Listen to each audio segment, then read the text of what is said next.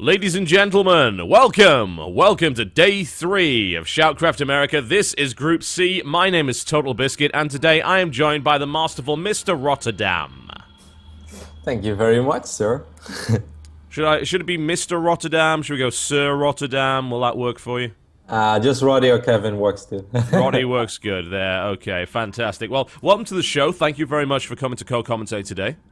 You're more than welcome. It's always fun to cast some American StarCraft, so I'm excited. I've been enjoying the tournament a lot so far. I've been trying to watch as much as I can.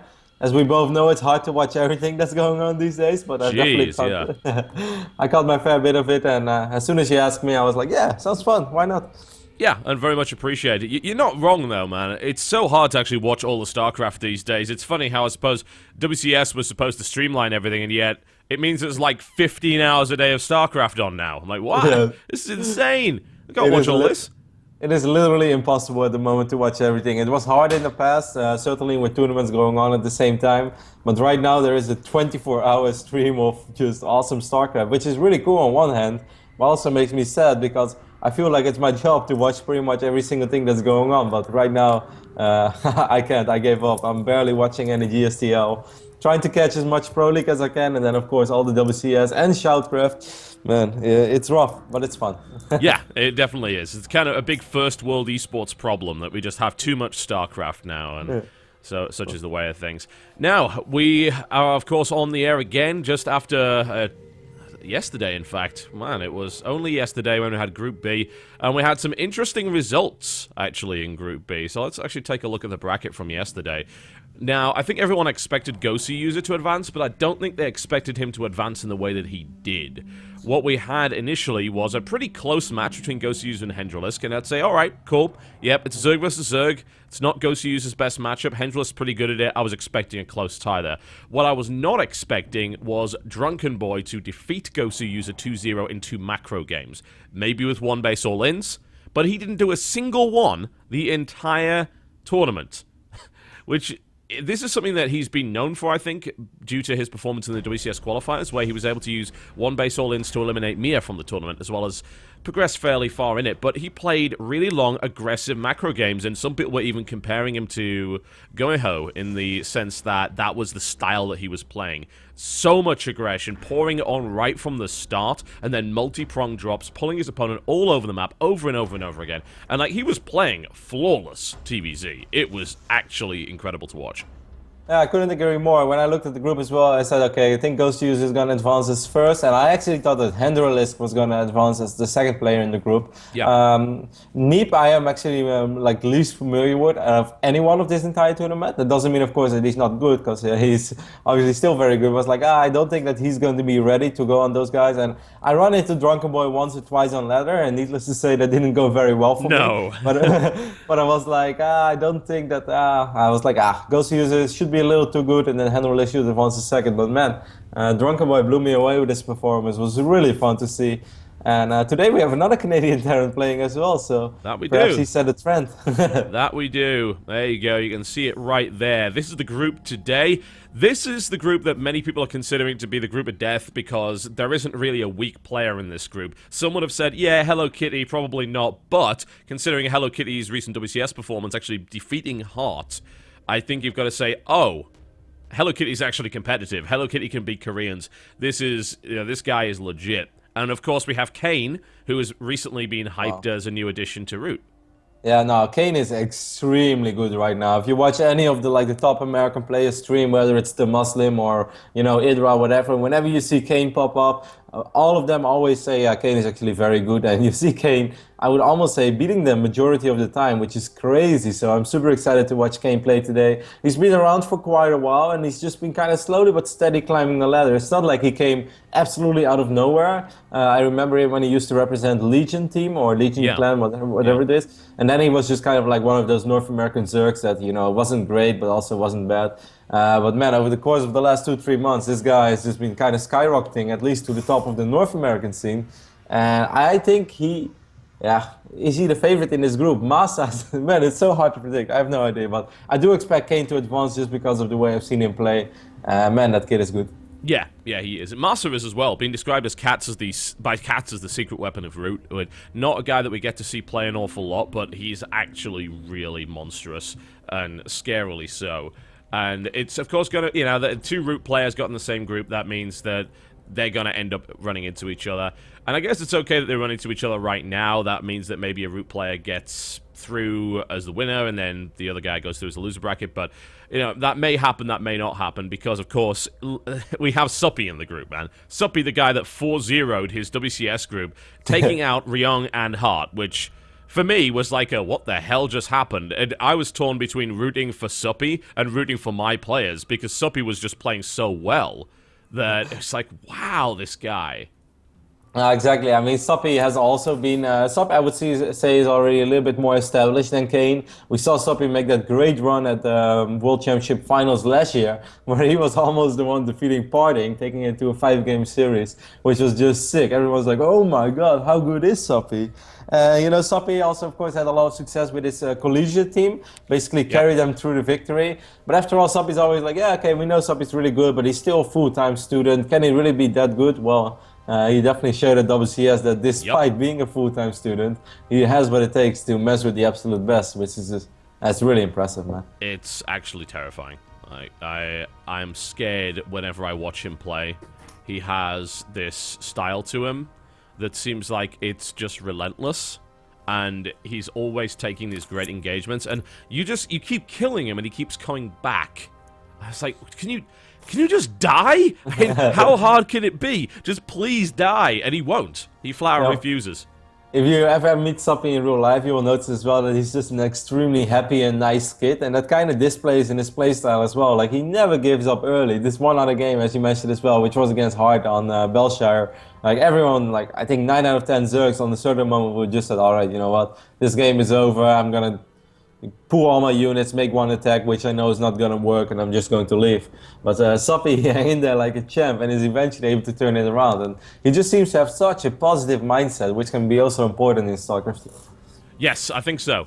I don't think there's really any question whatsoever about that, and it has served him well up to this point.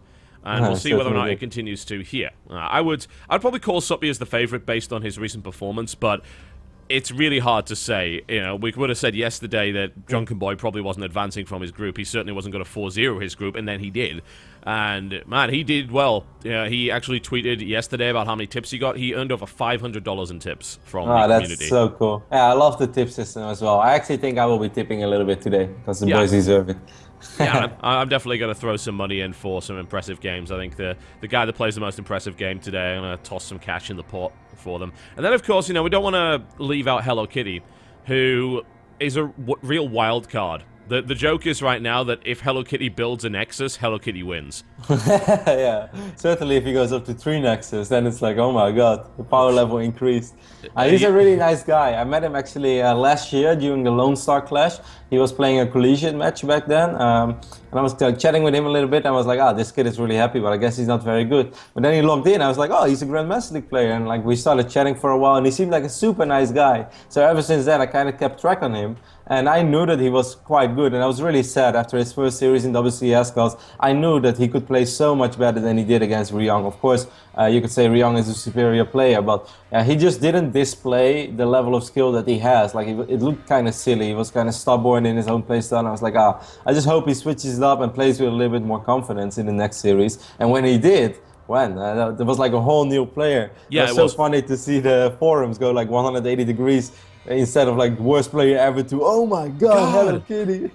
Oh yes, the community is always so supportive of North American talent, right? It's like, oh yeah, just trash him. No wonder we don't have a strong North American scene if nobody's supporting it. But yeah, this group is, I think, the hardest to call of any of the groups. This could go any way whatsoever, and I'm really excited to see how it goes. I think that this could turn into some really wild StarCraft 2 over the next few hours. Yeah, you know, just to highlight MaSa a little bit, as you pointed out, we haven't really seen a whole lot of MaSa lately. That is definitely true. I tried to look up some statistics as well, and he hasn't played an insane amount of public games. But one of the cool things about MaSa is, like, I always like to watch ladder records from good players, like whether it's the Muslim or Polt, you know. And whenever I check those guys lately and see who they lost to, They like seriously, the last 5 times I checked, 3 or 4 losses were against MaSa. So that means that he's pretty fucking on fire right now because hey, that's not easy to achieve either. Yeah, there's no question about that. You know, if you're able to be beating down those guys on a pretty regular basis, then you definitely deserve some respect there. There's no real question about that. Now, we're going to bring these guys into the call. Obviously, we're going to have them muted before they come in. I'm just going to set up the cams, make sure everything's good there. Want to make sure MaSa actually has a cam. As beautiful as his picture is, I have a feeling that's not actually MaSa. Yeah, when he added me on Skype, I was like, oh, who's this beautiful Korean girl adding me on Skype? So I'm like putting on my flirting face and I start chatting. And then after like 2 minutes, he's like, hey, you do realize I'm MaSa, right? I was like, yeah, I knew that. I didn't. Roddy, I don't think you have a flirting face. Like, I think that's just your default appearance. Well, you know, I was using an extreme amount of smileys while I was chatting, you know, trying to bring in the A game. Didn't work. Not on MaSa, man. He was stone cold. Yeah, we're going to be having a look at them momentarily. There we go. It looks like we do. Oh, we almost had MaSa's cam there, and then it turned off again. Let's see if we can get it this time. Obviously, it takes a little bit of time to set all this up. But we'll be going into this pre-game face-off, and obviously this is going to be between teammates, which is always pretty interesting. We had a lot of that in Group A, actually. That was kind of the group of Root and Maker. Yeah, it was Root trying to kill Maker and Maker trying to kill Root. And that was actually kind of a surprise. I expected Vibe to get out of that group, but he didn't. And obviously one Root player had to fall, and it ended up being Vibe there, which was unfortunate to say the least, but such is the way that things go. And they seemed unwilling to really banter with each other, which is actually surprising. You know, I always thought that the kind of Root atmosphere is very much kind of a friendly competition between the players there. Would you say that's the case, Roddy? Oh yeah, man! You should read our Root channel private on Skype. It's quality entertainment 24/7. People bantering back and forth about either in good things, you know, they're also very supportive. But oh, as soon as the egos are hurt, then we go all out. But it's all in good fun, though. It's all in good fun. There's a really good atmosphere in the team. I can guarantee you that. Yeah, that sounds pretty fantastic. That does sound like the route that I would think would be the case, right? You know, it would seem really weird if Root was super serious. They're of course a great team with great players, but I would expect that atmosphere. Excellent. Looks like we have MaSa Cam. Fantastic. All right, we can go into this interview. Sorry about the brief delay there. So there we go. So, one, congratulations to both of you. You actually brought webcams, which is more than I can say for Group B. So you're clearly better than they are. All right, so, Kane, let's start with you, shall we? Welcome to the show. All right. Thank you, thank you. How are you feeling today?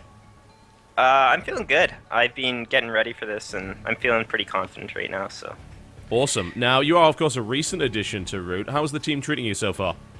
Good, good. A lot of friendly faces on the team, and really easy people to get along with, so I'm really happy in the team, and I plan to stay here for quite a while. Fantastic. MaSa, hi, how are you doing this morning? Hi.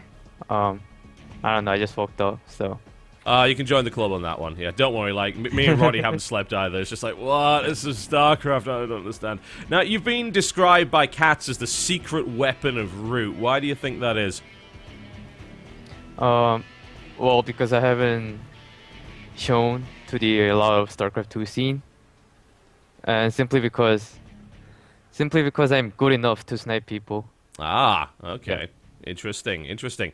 Now, when you found out you were going to be playing against Kane, did you decide to prepare for that, or do you think you've practiced enough against him in-house? Not really. I haven't really faced Kane, even in ladder. Oh. But my TVG is pretty much the best right now, so I didn't really bother much. Yeah. Confidence, nice to hear.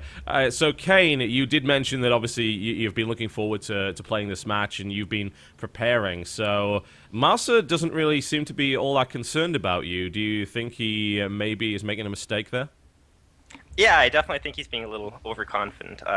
He's always been kind of the outcast of Root, I would say. Like, he never really talks much and he never really plays much. So I think part of that is because he's not very good. But I guess we'll see. Oh, I gotta say, MaSa, I haven't had a chance to see you play yet. You're gonna have to prove him wrong here. Do you have any final words for your opponent before we go into the match today? Not much. We'll just see. Yeah. All right, Kane. See you later, Masa. There's always other tournaments, so when you don't advance, make sure you don't give up, okay? Okay. Guys, thank you very much. To your stations, please. We will be seeing you play momentarily. Let's see who's all bark and who has the bite. Kane versus MaSa. Now, people might be wondering, hang on a second, isn't MaSa Terran? Why does he have Abathur as his player portrait? He demanded it. Like, he said, can I have Abathur? He's so cool. I'm like, Abathur doesn't have a portrait. He's not an in-game unit. I will make you a portrait out of the cutscene. So, MaSa is now Abathur. We don't argue with that. Oh, God. I love that little interview. That was pretty cool. It's like they want to be polite, but at the same time, like, you know what? Screw this guy. I want the money. Yeah. Kane seems really confident though, which I can understand. As I said, whenever I watched him play lately against the best of North America, or at least the best of North America has to offer, he's been doing so well. I've even seen him play absolute fantastic games against Pold whenever Pold was streaming.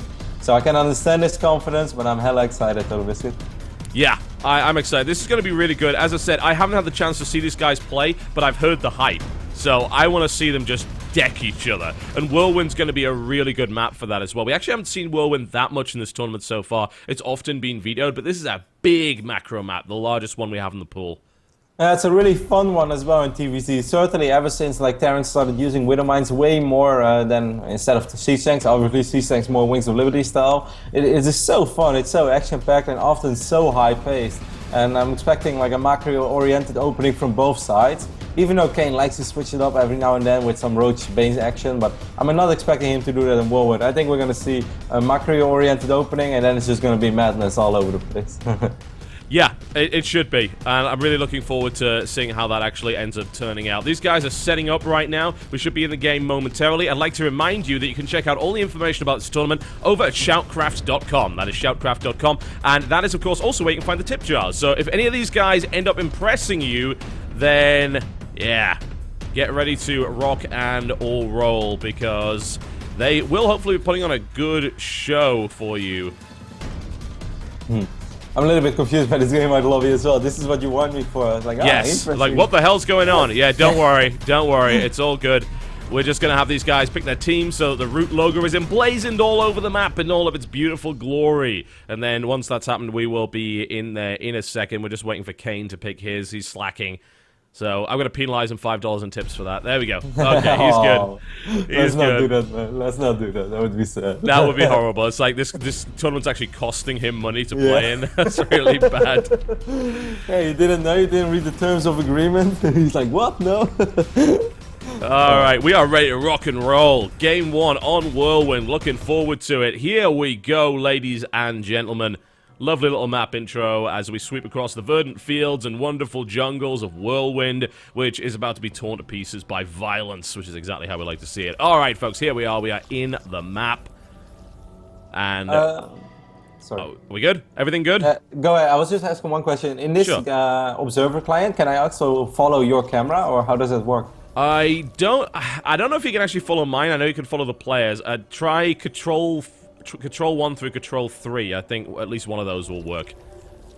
Ah, yes. Yeah, also if you press X, it brings up the settings menu with all the hotkeys. So that's useful. There you go. You go ahead and introduce our lovely players. And we lose the admin. Oh, that's a great start. We actually have been having a few issues with GameHeart over the last couple of days. We don't know if it's map-related or Battle.net, but we just lost the admin. It's okay. I can admin. That's not really a big deal, but we will unfortunately have to wait for him to time out, so we'll wait for that for a second. We'll wait for him to time out. Yep. But yeah, GameHeart's really, really cool. That's what we've been using for this tournament. It's a really nice, I wouldn't say minimalist. It's nicely constructed. It puts the stuff in a good place, and it makes sure that you've got the most game screen available to you. It's also got a lot of information available, but people, of course, have to get used to the idea that the information's stacked down the bottom now instead of at the top. Yeah, definitely. It's something you have to get used to, but I started enjoying it as well. After I watched a couple of games, I was like, yeah, this actually makes sense, you know? You just see more of the gameplay overall, and after all, like, as soon as we see more of the battles, it's more fun for the observers at home as well. So it makes a lot of sense, and they've been doing a pretty damn good job. Yeah, I absolutely agree. Game Heart is absolutely fantastic. I hope to see more tournaments use it in the future. Alright, folks. After that minor hiccup, we are in the game, and it's my pleasure to introduce to you our first contestant. He is playing Zerg in the red trunks to the southwest of Whirlwind. His name is... ROOTKane. There you go, the announcer voice is from Clutch. So, thank you to NASL for lending us Clutch for this event. Very much appreciated. And versus his opponent, his teammate, over to the southeast position, things are about to get wild. The secret weapon... He is playing Terran in the blue trunks. His name is... ROOTMaSa.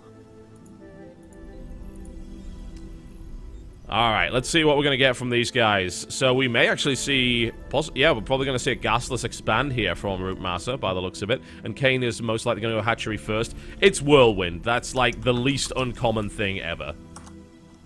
Alright, I'm really struggling with the camera options right now, TotalBiscuit. I brought up an options menu, which I can remove, and now I can move my mouse around the map. You should if you press X, that should get rid of it, I think. Ah, yeah, just X. Alright. There you go. Yeah, it takes a little bit of getting used to Game Heart. It's got a few different functions here.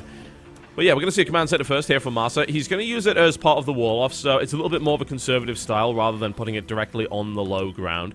But I like that. That's cool. And then he's going to follow that one up with a barracks. There's a couple of different styles that you can do this whole gasless command center first build. There's one way you just wait and you dump down 2 barracks directly afterwards, and often you put it on the low ground. But interestingly enough, MaSa's actually taking gas on 17 after going CC first.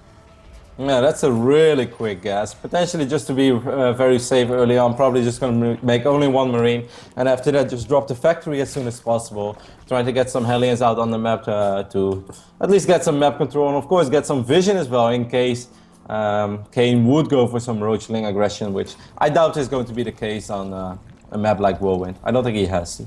No, I don't think so. He's going to get the scout with his Overlord. He did not drone scout, which is actually fine for him.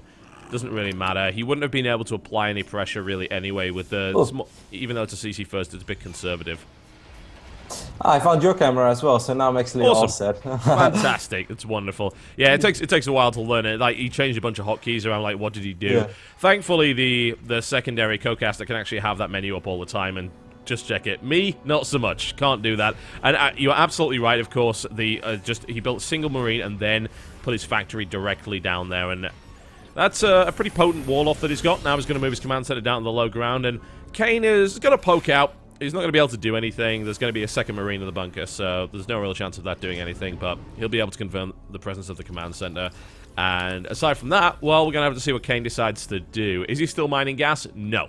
So I don't expect to see any real pressure from him over the next couple of minutes. No, I definitely think we're going to see it once in this, well, not maybe necessarily in this series, but if they would play again, which is of course possible with the group system that we're using, it's definitely likely that he's going to try once or maybe even twice to go for some Roach Bane, because he has really good transitions as well, and he has some really odd road timings which can be also deadly, but not on a map like Whirlwind. I'm sure that he's also confident in his macro.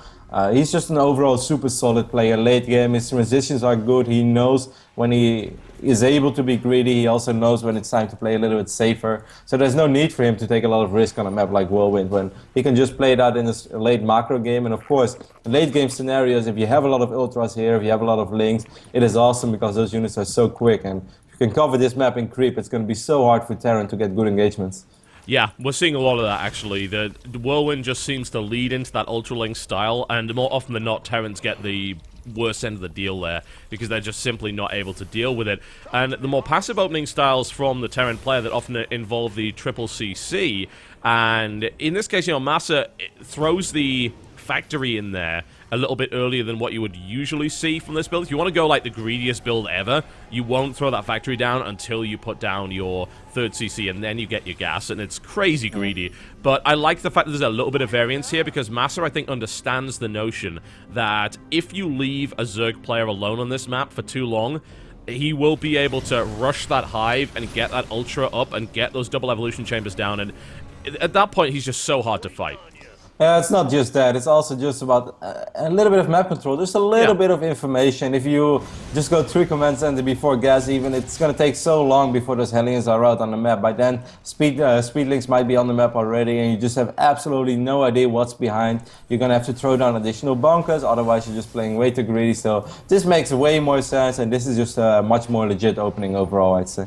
Absolutely agree. Looks like MaSa was definitely taking the right call there. Nice little shot on that queen. He actually has 6 Hellions. You know, that's enough to pressure that queen. Yep. Probably won't be able to kill it without over-committing there, but it's nice. It picks off a creep tumor or 2. It tries to keep the Zerg player honest. Creep going rampant on this map, of course, is a big risk if you're going to play against the Ultralisk Ling style, which we're most likely going to see. A couple of drones are a little bit exposed, but there are only 3 drones at this base right now, and we can see Kane already getting Spinecrawler in the right position. The Queens are still wiggling around as well. I love how Kane didn't even try to fight those 6 aliens. He's like, you know, I got 15 speedlings right now. If he overcommits, if I can trap them behind the mineral line, that's great. But it makes no sense for me to send in 15 speedlings to the middle of the map, because he's just going to out-micro me. Really good call by Kane, and also of course good call by MaSa not to overextend and not just sacrifice those Hellions, because that is the only bit of map control that he has right now. That's very true. Interestingly enough, MaSa actually does have a couple of... There we go. He actually had a couple of SCVs idle for about a minute or so at the front there, which was a kind of weird thing to do, but, you know, everyone makes those little mistakes. MaSa continuing just to try and keep the creep spread back as much as possible, which is, of course, no easy task considering queen range these days. He's going to try and get into the bases, and that's just not going to happen. He dips up and immediately sees the Spinecrawler and darts out before it even gets a chance to fire off, which is absolutely fantastic. In the meantime, Kane is going to play Mutiling Baneling for the time being, also getting himself the speed upgrade for Overlords, which is... I just love that upgrade. He's going to be careful. Oh, that would have been messy, but it's okay. He just stays at the edge of the creep and now has control of the Watchtower, so things are looking okay for MaSa right now. Yeah, Kane's playstyle in general is a little bit similar to the ones that Suppy display does in WCS, where he just like relies on links with good upgrades, Banelings, then gets some Mutalisk out on the map as well, and then just buys times and somehow gets a smooth transition into Ultralisk. Might see him drop a couple of Infestors before. Ooh, I love what we're seeing on the right side of the map right now. Kane dropping a little bit of creep, just denying that base from MaSa a little bit longer. I mean, all small bits help. Yeah, absolutely. And that's the wonderful thing about that Overlord speed, is that you can do that a lot easier. Uh-oh, MaSa was not paying attention. That's a nice surround coming in there. He takes out 3 of the Hellions with bare minimal losses. Baneling speed is not done yet, but this is the kind of time where Kane's going to say, you know what, let's start to pressure. You know what's really interesting as well, and maybe I just like this for no apparent reason, but MaSa's supply depot placement, you used to actually have a Widow Mine in the middle of there. It was really weird. It's like, I haven't really seen anyone do that before, but that would actually be a nightmare to get through with Speedlings or Banelings. That would take a while. I saw that as well. I thought it was kind of cute. Yeah, cute little SimCity there. If we look at the state of the game so far, I really think that Kane is pretty pleased with how this went. I cannot imagine that he would have wished for anything better. He barely lost anything. He lost like 1 drone, lost a couple of speedlings, but that's about it. So he should know about the potential pushes that are coming up right now. There is a high amount of Marines on the map. There are 37 Marines. He's making 9 Mutalisks right now, but he's really going to get... he's going to need some additional Banelings. He only has 4 Banelings right now, and I'm not sure if that's going to be enough against like 37 Marines.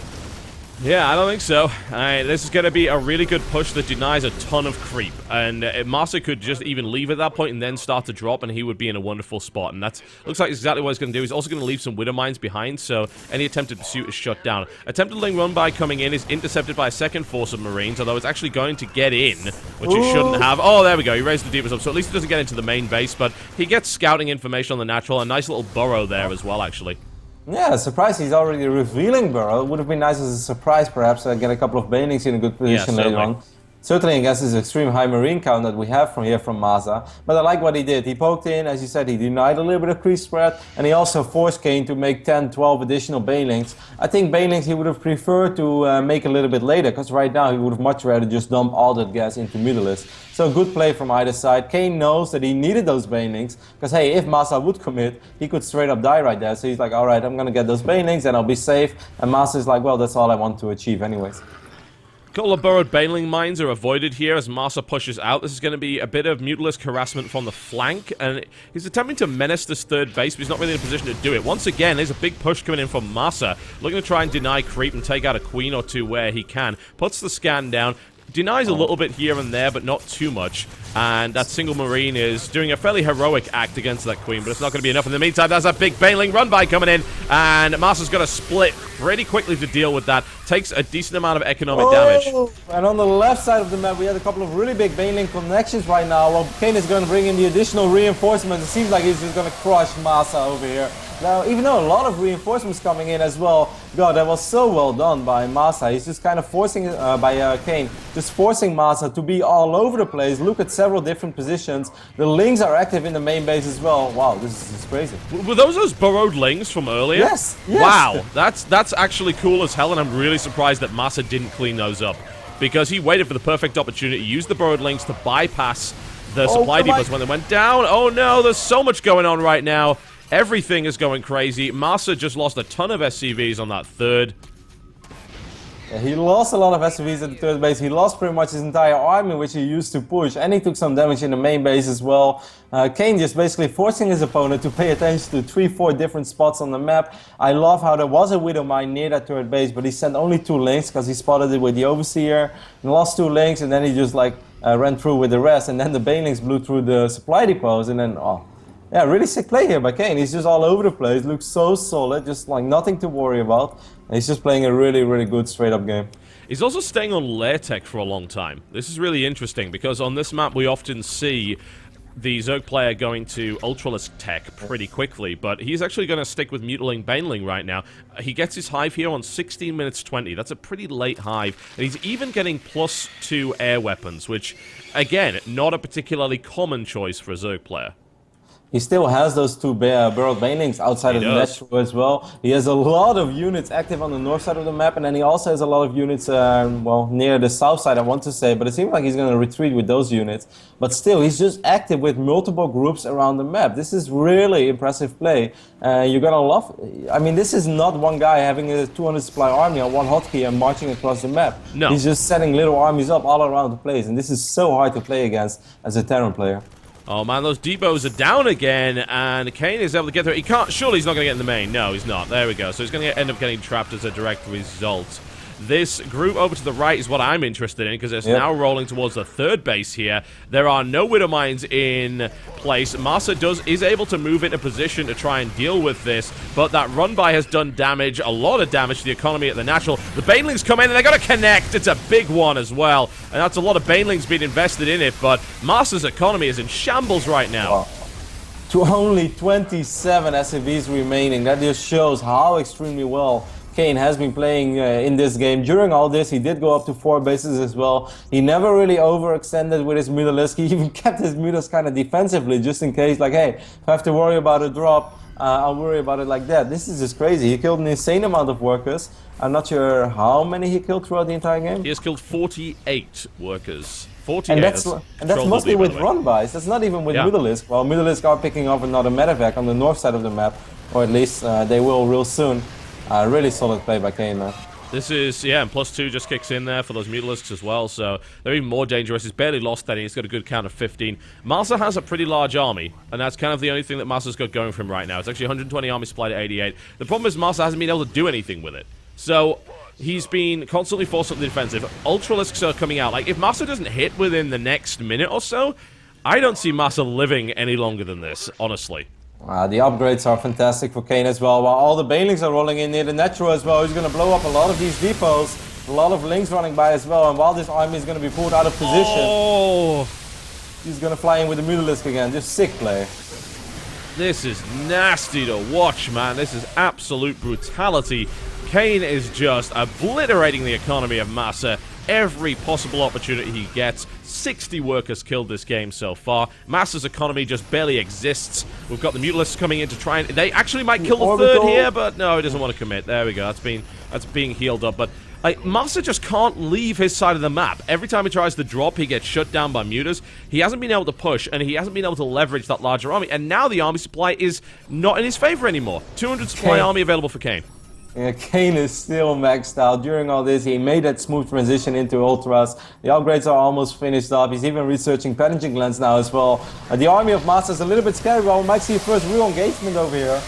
Yeah, and let's see how it goes. The Baneling connections are looking pretty good, but again, you don't want to just run Ultras in there because that will not result all that well. MaSa comes off pretty well in that engagement, but the problem is he lost supply and his opponent's back up to 200 again because his economy's working. Drop in the main base now as well, picking up the infestation pit. That's Nice. kind of a nice pickoff. That means that these infestors are going to spawn without the Perishing Glance upgrade. That's it's nice. just something. Yeah, I mean, MaSa's definitely very, very behind right now. He's going to make that army work for him. He's going to take out bases and do damage. Now he has to engage against, once again, a big force. The Ultras are flanked, actually, by MaSa. Really nice move. Admittedly, of course, we are talking about efficiency versus non-efficiency, but that was fantastic engagement from MaSa. Absolutely wonderful. He took out so much.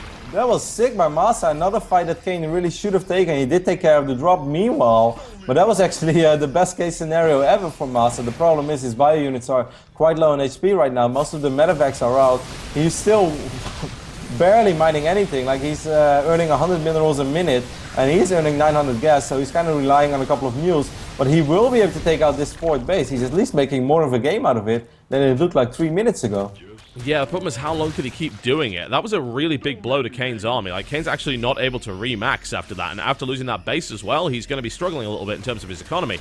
And MaSa's creep... Well, MaSa doesn't have to deal with too much creep spread either. It's only really gotten to the center of the map here, so... this is going to be interesting. The infestors are here. The fungals are ready to go. Pre-splitting comes in. Good fungals down, a couple of these Marauders and Marines, couple of bio units trying to micro their ass off on the right side, but there are so many Lings and Banelings. That was really well done by Kane. Kane is like, you ain't going home, man. No, this is not going to happen. And 158 supply to 78 tells a pretty ugly story here for MaSa. And that was a really nice comeback, but it wasn't good enough. GG, ladies and gentlemen, there we go. The first game in this best of 3 series goes to ROOTKane. Nah, that was extremely well played by Kane. Kind of the style that I expected from him. Just so solid. Like it looks like he's kind of playing greedy, but he's not, because there were 6 Hellions. And those 6 Hellions never really posed a real threat to him. No. And from that point on, he just macroed up. As soon as he got the Mutalisk out, I find it really interesting the way that he uses Mutalisk, because he barely ever flew in to either the natural or the main base to, you know, kill turrets or kill SCVs. Instead, he used Lings and Banelings to do that. And man, that was effective. At the end of the day, why would you risk the Mutas if those Lings and Banelings are doing the job anyway, right? Yep, and the Burrow play was a really questionable move by MaSa to never reveal those Lings that were burrowed up on the ramp, because I can only imagine that he saw that. Unless he just looked away and he thought that all of his bio units killed off those remaining Lings, because they were trapped after all. But that was kind of surprising. Yeah, I guess it's just something that you just miss. You know, it's such an insignificant thing, or at least it seems like it. I've never actually seen that done, honestly. Burrowing Lings on a ramp, then waiting until the depot opens, until the army leaves, and then running in. That's really smart, and it worked. That kind of stuff works only if you like force your opponent to look at multiple positions on the map. I guess what happened is that MaSa sent a couple of bio units. He's like, okay, right, you know what, that should clean up those Lings, because those Lings are trapped on the ramp. Meanwhile, I'm going to defend my third base right now, because there was still like a couple of Lings remaining there as well, working on Muse and stuff. So I guess he just looked away and thought those Lings were done, but they weren't. And that actually made his life even harder than it already was later on. All right, we're going to go to a quick break. These guys are watching the replay right now, so we're going to give them a little bit of time to do that. We'll be right back with Game 2, ladies and gentlemen. What an explosive start to this series. Kane is currently up 1 game in this best of 3 series. The team kill in the winner's bracket right here at ShoutCraft Group C. Words, let's try them. We'll be right back, folks. Don't go anywhere. Alright, ladies and gentlemen, welcome back. Sorry about the brief delay. We not so much having lobby issues today, we're actually having players crashing, and I had a lockup, which was really weird. Battle.net, I don't know what it is about HOTS, man. I think it's got some strange eccentricities that are going on with it.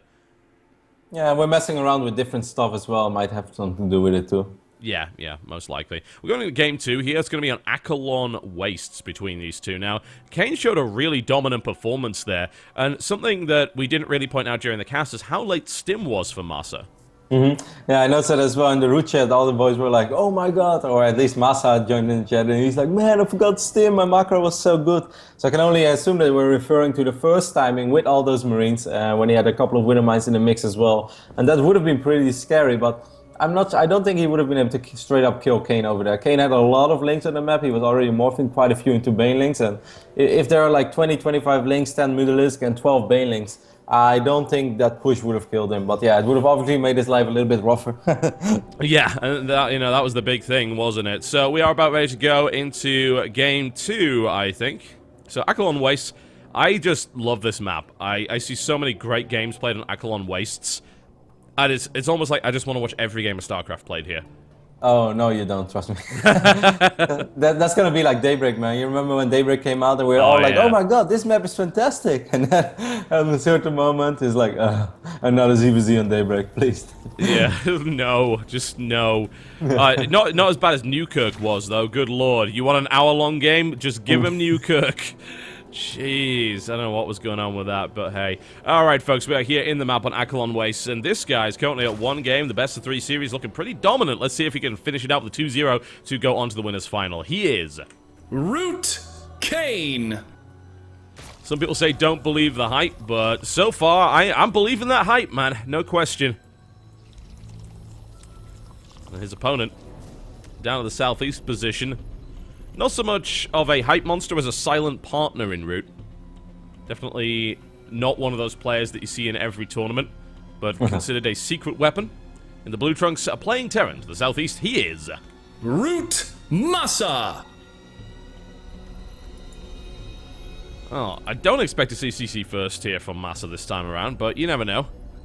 It is possible. It's definitely one of the options, but after that, you definitely want to get a couple of units out quick on the map, because if there's one map these days where ROOTKane is pretty popular, it has to be Acheron Wastes. But that's of course something that MaSa knows as well, so I don't think he's going to play super greedy and will make sure that he's safe against that. So I'm kind of curious to see what Kane is going to show us here. He could very well just play a very similar style to what we see on Whirlwind, but I feel on this map it would be a little bit harder to pull it off in a certain way, just because it's going to be easier for MaSa later on to be effective with drops as well.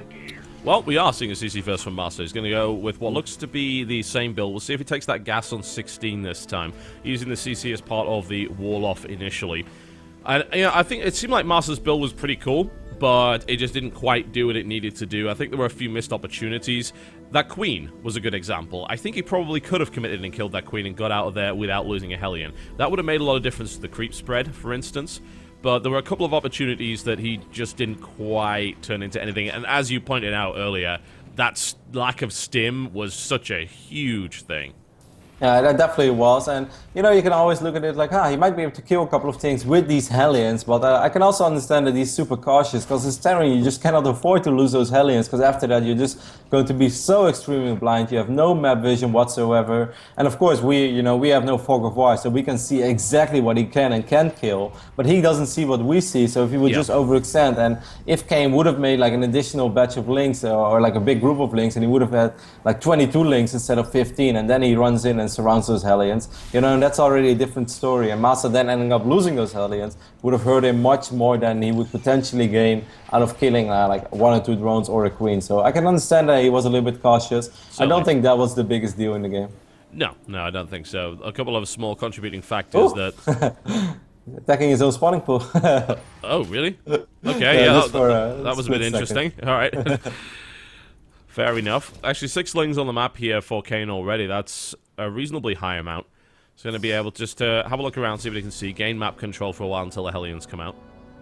The biggest difference between Acheron Wastes and Whirlwind is that as soon as he starts moving out here with a group of Marines, hey, before you know it, you're knocking on the natural of your opponent. Yeah. So it's a lot scarier for Kane. Kane might be forced to make a lot more units during the mid phase of this game, because in the last game he went completely uncontested, up to 62 drones on 3 base and had like 5 queens on the map. And hey, it's so awesome playing Zerg from that position, man, but it's always hard to get there. And on a map like this, it's a lot harder to get in a situation like that than it is on Whirlwind. Yeah, this map was, of course, MaSa's choice. It is loser picks, and it's a 5-map pool with 2 vetoes. So if this goes to the 3rd game, it will be whatever was left over, which often results in some really weird games, because it's kind of the map that no one really wanted to play, but they don't really have a choice in the matter. Yeah, it's like, I don't hate it enough to veto it, but I also don't love it enough to pick it, so I'm just kind of going to leave it there. And often there are a lot of mind games as well, like sometimes people don't like a certain map, but they expect their opponent to remove it, so you're like, okay, I think he's going to remove it, and then suddenly they don't remove it, and you're like, oh, shoot, now I'm stuck with this map. Yeah, it's not ideal, is it? Absolutely not. MaSa now just moving those barracks over there and continuing to get his economy and his production in order. I like what we're seeing out of here from MaSa. He's getting a really quick steam. He's also getting a really early Marauder. But I kind of wonder if he wants to get more than just one Marauder. Like a lot of Terrans like to get one Marauder just for safety precautions. Certainly against a player like Kane who loves to go for quick or kind of like odd roach timings. No, we see a second Marauder in the mix now as well. Alright. Marauder Hellion with a couple of Marines as backup. Man, that's a really interesting push.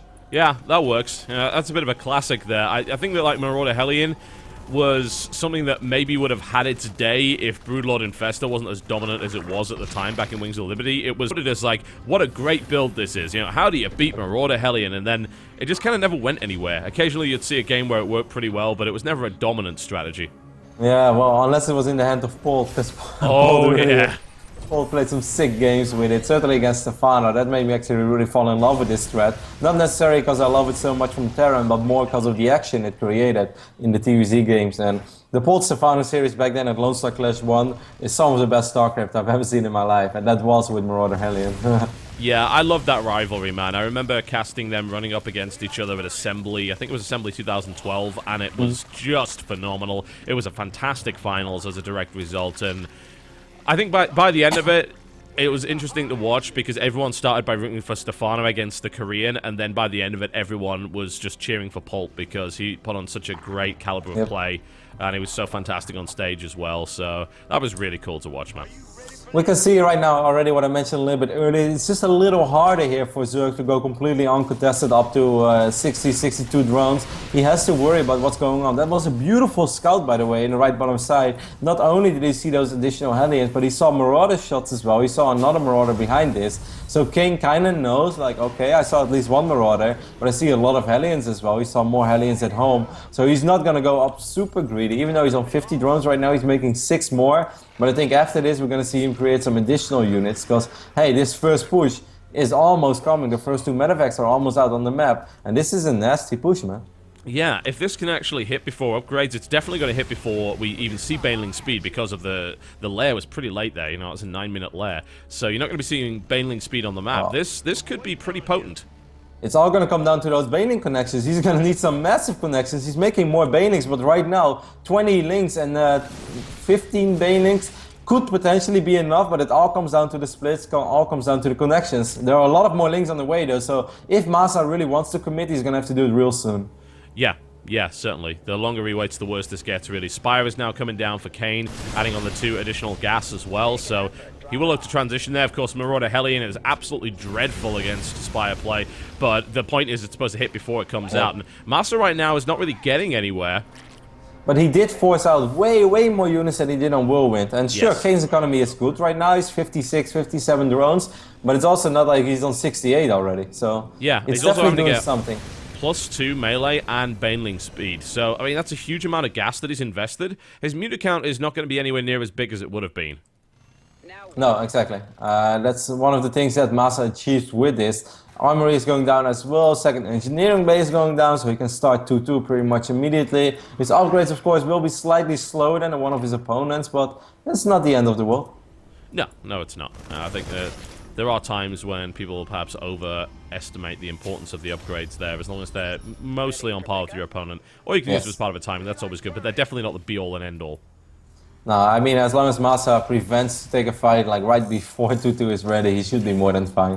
We see one Viking on the north side of the map working on a couple of Overlords. I like that, just making it a little bit easier for him later on to drop and making it harder for Kane to spot those drops. But I have to admit, Kane's murderless movement across around the map is actually really damn sexy, so it's hard to drop him regardless he has vision of the drops or not. That's very true, yeah. And I like pretty much any Terran player that does this, simply because it's such a cheap thing to do. If you can afford to squeeze a Viking out instead of a medevac at a critical point in the game, and just start to kill those Overlords, not only are you costing your opponent money, but you're just denying him scouting information. You're also making him a bit paranoid. You're saying, why are you taking Overlords out on this side of the map? What have you got planned? What's coming this way? Exactly. I also like that Kane already got Overlord speed really quickly, so he actually kept 1 or 2 Overlords alive, making it a lot harder. And the Mutalisks were supposed to take care of that Viking, but they actually didn't find it, I believe. Anyways, you see lots of links and banelings. Seems like they're kind of ready for action, while the Mutalisks are on the south side of... No, actually, those are just Overlords. Where are those Mutas? Oh, they're just hovering above the army. Yeah, they're just chilling right now. They're just pretending to be overseers, just keeping an eye on the army, make sure he's fine. Man, overseers that can shoot, that's a bad idea, TotalBiscuit. Hey, they used to be able to spawn infested Terrans, man. They're probably David Kim's best balanced idea in StarCraft 2 history. That sounds terrible. It was. Thankfully, it didn't last very long, but my god, was that a terrible time. Kane, once more, just really not committing with his Mutalisk. He's just keeping it in defensive position. He's just, alright, as long as I don't take any crucial damage, I am going to be fine. If you just take a look at the map vision that Kane has right now, if you select Kane, you press V, he sees almost everything. That's just beautiful army positioning all around the map. Interesting flank being set up here. You can see that to the side, a lot of banelings being spawned. And if MaSa commits too much to that, he could end up getting hit, but he's too smart for that. It seems like MaSa is a lot better prepared this time. You see a middle mine behind all the supply depots. If Kane is not careful, which I guess he will be, even though the banelings are going in first, TotalBiscuit. Oh man, keeping an eye on this. If this connects with the banelings, they're going in first. This is so risky. Oh, and off it goes, and a few. Oh, there we go. The widow mine cleans up the rest of them, but there's a couple of banelings to follow that up. That was not the best I've ever seen, but those SCVs are still going to take some damage. Here it is. There's the big engagement. Huge amounts of banelings coming in, just obliterating that first force there, and the second one is not going to stand up to that. Another great connection. MaSa is out of there immediately. Kane is all over that third. And yeah, Kane is still over the third as well. This is just insane. He keeps doing this, and it's not that the Terran players are making big mistakes, not splitting their army correctly. It is just so hard to look at multiple occasions at once. There is a drop going on in the main base, actually. Didn't spot that one immediately, taking out a couple of drones, but not all that many. Now he's working on quite a few links. But still, Kane is doing that so well, always forcing his opponent to look somewhere else. And right when they do, he flies in with all the links and the banelings and just gets massive connections on the main push, and he just completely obliterates it. What I'm really surprised by here is how well MaSa actually defended his economy. There's only been 3 workers killed, which is incredible considering. That was a lot of banelings invested, and it didn't kill the third base. It killed like a supply depot or 2, and killed 2 workers. That was actually a pretty bad attack, all things considered, by Kane. He invested a lot, didn't really gain much. He did get that big connection on the army and definitely stopped the push, but MaSa's macro is great, and he's already back up there, and continues to push with his upgrades. He's on 2-1 right now, which is decent enough against what Kane's got, which is 2-2. And the good thing is that MaSa is actually going up to 4 bases right now, something he was never even close to being able to achieve, and Whirlwind. Another drop comes in. MaSa is just going banelings to as tickle well. his opponent. Here it Right comes, yeah, another baneling flank. There is no widow mine this time around, so this could do a lot more. Oh, those SCVs are so exposed. They are so dead, it's not even funny. That was just awful to watch. Man, every one of them died, but MaSa's just like, you know what, I'm going to pressure your base. I'm going to just take your base out here. I'm okay with this. He has a lot of widow mines. This may very well kill the banelings, and that... Oh, big hits! Sick hit right there by those widow mines. All of the banelings and links just die immediately, and he knows that he's going to have to retreat with his Mutalisk for now. If MaSa takes out the 4th base of Kane, then we got a real game on our hands. That we do, that we do. Yeah, losing the mineral line and losing your 3rd is pretty bad, but he's already got a 4th base down at the bottom here. Down goes that 4th as well for Kane. Sickly played there by MaSa, doing that so well, setting up really good splits and actually being able to defend the majority of the links and banelings for now. But hey, he's not out of there yet. Nope. Hello, a lot of the links, a couple of Mutalisks, taking some hits from the widow mines. Gotta watch out for that. Another one goes in, and those widow mines are well placed. Drilling claws as well. We're seeing a lot more Terran players use it. Whoa, that was huge. Whoa, that was a lot of banelings that just went down there. Kane is bleeding on supply hard right now. MaSa is playing a fine game of StarCraft. He is. He adjusted so well from game number 1. He realized immediately what went wrong. He wasn't able to deal with all those counterattacks. And in game number 2 is just a whole new MaSa we see already. That actually shows marks of a great player, that he's just able to adjust so quickly to his opponent's style. Very, very true. MaSa is bleeding his opponent dry here. A couple of decent hits with the banelings, but at the end of the day, MaSa can afford to take those. Ooh, that was dicey. MaSa's Marines somehow lived through that. There's no where the widow mines. He doesn't have any widow mines. He's got to get over that widow mine, and that detonation actually hits the Marines and not the banelings. There's a quick evacuation there by MaSa, but more detonations going off, and Kane defending hard here. Now is the supply lead again, and suddenly the momentum swings right back in his favor. Yeah, sickly well done by Kane now as well, forcing most of the Marines and Marine Marauders and most of these medevacs as well to retreat. He picked up a lot of medevacs in the process. He still has so many links and banelings over here. He's going to swarm around this bio army again. God, I guess MaSa is wondering, where do you get all these units from? Well, the big problem MaSa's got right now is that large Widowmine count that he had in the drilling claws isn't relevant anymore. It's all dead. He doesn't have any Widowmines left. And as a result, 12 Marines. this is getting messy, man. He could lose right here. +3's about to kick in. He tries to get a Widowmine in place. Probably going to end up kills more Marines and SCVs than anything else. MaSa GG's. Kane just explodes out of nowhere. What an incredible performance. Sick. Losing your fort base. MaSa setting himself up so well at the third. A couple of banelings just wiggled in. I was kind of questioning that move for a second. I was like, I don't think they're going to be able to achieve a lot. But actually he took out a fair amount of Marines. And after that, Kane just swarmed with links, banelings, just wave after wave. And most of the Widowmines were on cooldown. And he's just able to straight up counter and win. Sick macro by Kane, man. I can't believe where he gets all those units from. Yeah, Must be spot on with his injects. It's incredible. Like that's a lot of poise under fire there. He just pulls that out of nowhere, and suddenly it's like, oh, MaSa's winning, but no, whoops. Great engagement, and funnily enough, I think it all comes down to the fact that the first engagement was done with like 8 Widowmines in place, right? So Banelings were getting killed by Widowmines left, right, and center. The problem with Widowmines killing Banelings is it often kills a Widowmine as well, because the Baneling detonation kills it under the ground. And the second engagement, there were barely any Widowmines, and the only one that was there connected with the Marines, and not the Banelings. And then that surround came in, and just, wow, he just fired out on all pistons there. That was really impressive.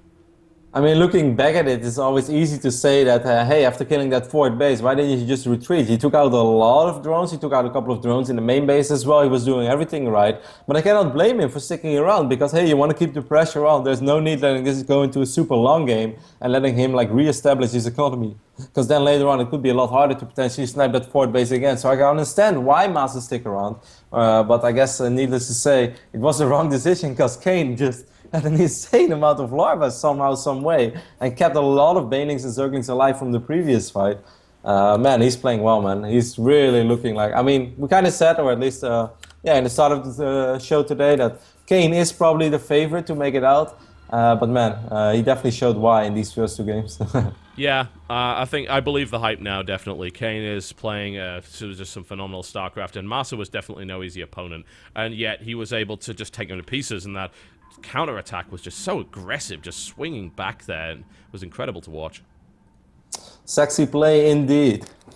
What we like to see, man. It's what we like to see. So, we might see some sexy play, of course, from Suppy, currently considered to be one of the best in America, versus Hello Kitty, an upstarted, known as a cheesy player, but also known as a player that prepares a lot for his opponents with some unusual builds. And knowing he's known he's been up against Suppy for a while, so I have to wonder how much he's prepared for this, especially considering he's no longer at WCS. This is the only tournament he's really focusing on right now. I'm super curious to see which build we're going to see out of him as well. And I guess we're going to see a very cautious Suppy who's just going to rely on, hey, as long as this goes into super late game, I should be fine. I do think in general Hello Kitty is a lot less cheesy against Zerg than he is against Terran. Now, of course, it doesn't mean anything necessarily. We would still see some nasty 2-base or maybe even just 3-base timings, which are like semi-all-ins. But I know that like against Terran was just his weakest matchup in general. That's why if you're uncomfortable in a matchup, you often fall back to all-ins. But if he feels much more confident against Zerg, hey, he might actually not have to do that at all. We might just see him go for some straight-up macro play and have some cool builds. Yeah, that would be great. Well, we're going to be giving these guys a short break once we set up the next game, get the interviews ready to rock and roll. And we will be right back, folks. You're currently watching ShoutCraft America. Kane, the first guy to make his way to the winners finals. Who will join him? Will it be Suppy or Hello Kitty? We'll be right back after this.